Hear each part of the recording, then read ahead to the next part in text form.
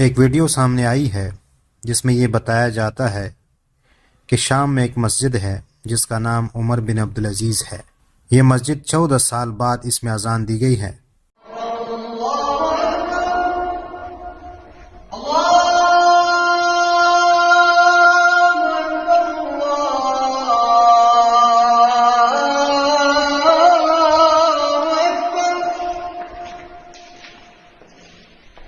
अशहदु अल्ला इलाहा इल्लल्लाह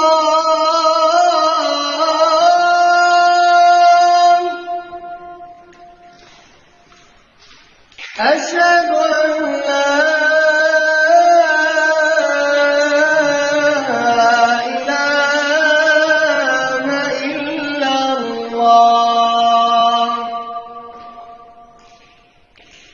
अशहदु अन्ना मुहम्मदर रसूलुल्लाह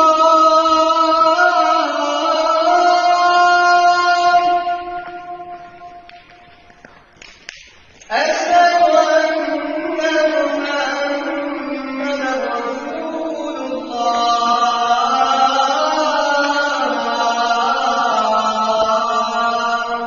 ये मीडिया की बातें होती है, इस पर यकीन तो नहीं किया जा सकता। हाँ, शवाहिद और क़राइन से देखा जाता है तो ये बात साबित होती है कि वाकई काफ़ी अरसे के बाद इसके अंदर अजान दी जा रही है, क्योंकि आप इसकी हालत देख सकते हैं कैसे इसके अंदर मिट्टी पड़ी हुई है और इसकी हालात कैसी है। तो इस बात से और इस हालात से अंदाज़ा लगाया जा सकता है कि वाकई इसमें काफ़ी अरसे के बाद अजान दी जा रही है।